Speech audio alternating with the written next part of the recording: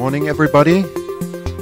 I would like to welcome you on behalf of the South African Civil Society Information Service, SACSIS, and Friedrich Ebert Stiftung, FES. My name is Axel Schmidt, and I'm the Resident Director of FES.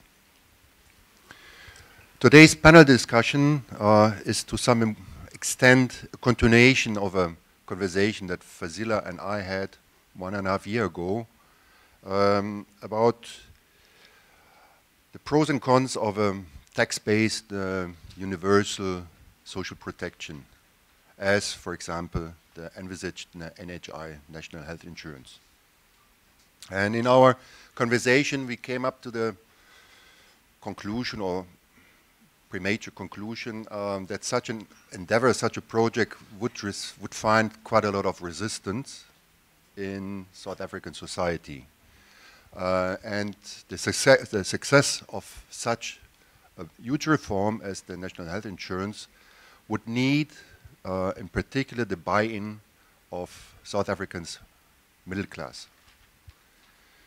As an observer, I'm not South African citizen, but I'm living here quite some time, and I've followed the debate about the National Health Insurance and the general notion of universal coverage.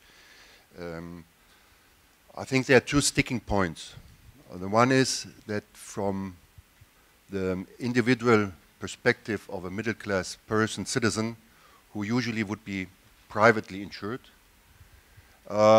he feels or he has the feeling that such a national or universal health insurance would deteriorate, let's say, the quality of his currently private insurance to some extent. On the other side, the voices coming from and the concerns are coming from the so-called health industry. Health industry brings in a lot of rational arguments why it's not going to work, why it will be difficult, and so on and so forth.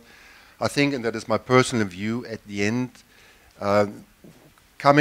opening, let's say, the current private health sector to a general large public would mean a loss of profitability for them, and particularly as it is a linkage between public and private, that the public in that way, the South African government or let's say the scheme that would then refund the private hospitals for service that they deliver to the general public, maybe these payments or these refunds are coming in, let's say, late, too late, or maybe, if at all, for whatever reasons are.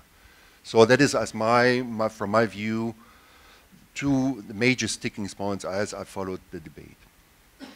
Nonetheless, as the discussion of the National Health Insurance has progressed over the last years, I think it is a good idea to come back to our previous reflections and to talk about this type of resistance.